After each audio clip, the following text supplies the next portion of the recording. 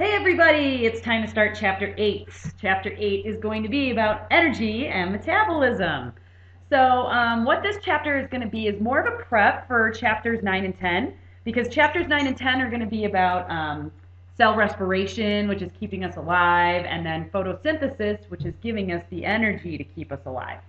So we're going to kind of get into all of those, but we need some basic knowledge before we get into that. And I'm not going to lie, these chapters aren't easy, so make sure you pay attention and really make sure that this makes sense, or you come with questions to class. Okay, so as you know, energy is going to be the capacity to do work.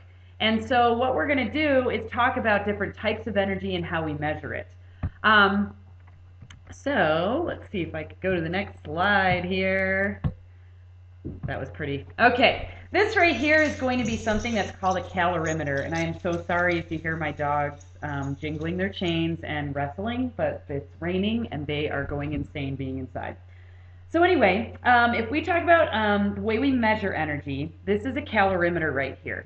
And so what a calorimeter does is tells you how many calories are in something. And calorie is a unit of heat. And what it's measuring is how much energy is required to raise the temperature of 1 gram of water by 1 degree Celsius. And so what you basically do is you take your food or whatever it is and you put it into this little cup right here, and then you incinerate it, and then you see how the temperature rises. And that's how a calorimeter works. Now, another way that we can measure how much energy is in something is with joules, and a joule is worth 0.239 calories. But we are going to probably tend to use calories more in this class. Okay, so there's two types of energy. One is going to be potential energy, and the other one's going to be kinetic. So in this picture here, you're seeing a guy who has potential energy with the ball. And the reason it has potential energy is because it's not moving, but it is at the top of a hill. So it has the potential to do something. Some other examples of potential energy that will apply more to what we're going to be talking about. If you think about gasoline, right? Gasoline is going to be something that can power something that moves. So that would have potential energy, as would a battery. A battery is also going to have the potential to power something. If we want to get a little closer to home, we can talk about this lovely molecule right here, which is a fat.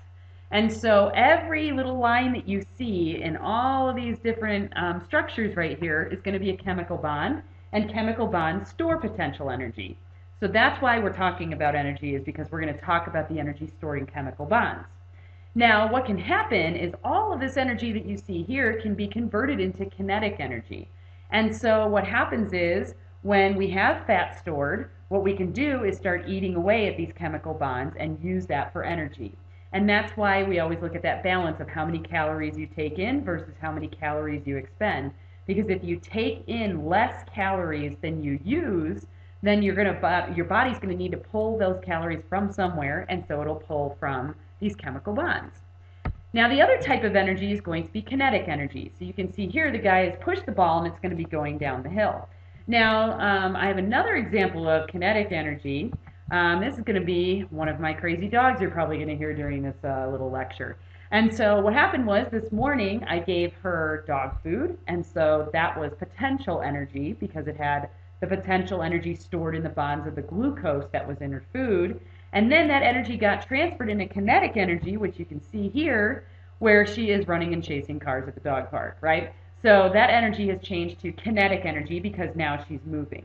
It is insane. She is going as fast as the cars. The dog is crazy. If anyone ever wants to dog sit, you're more than welcome. So those are going to be the two types of energy that we're going to talk about a lot. Potential is going to be the potential to actually do something, so like gasoline, a battery, fats, and then kinetic energy is actually the energy of motion. Okay, so what we're going to do next is start talking about oxidation and reduction, because these are going to be things that are actually going to be affecting keeping you alive, basically. So if you look here, you can see that we have two things. We have losing an electron and gaining an electron. Now, if you remember, electrons can't just hang out in the middle like, I don't feel like going to any molecules right now. They have to go from one to another. And so if one is getting oxidized, the other one is getting reduced. So remember we said Leo the lion, it says GR. So remember Leo stands for lose, whoops, lose electron oxidation. And GER standard for gain electron reduction. Now this is going to be super important because this is basically what is keeping you alive, and it's going to come up all the time because we have these little organelles in our cells called mitochondria, and the whole way that mitochondria work is by oxidation and reduction, just electrons moving. So basically when you die, those electrons stop moving, and that's as simple as I can put it. So in the next little section, we'll talk about how this actually works.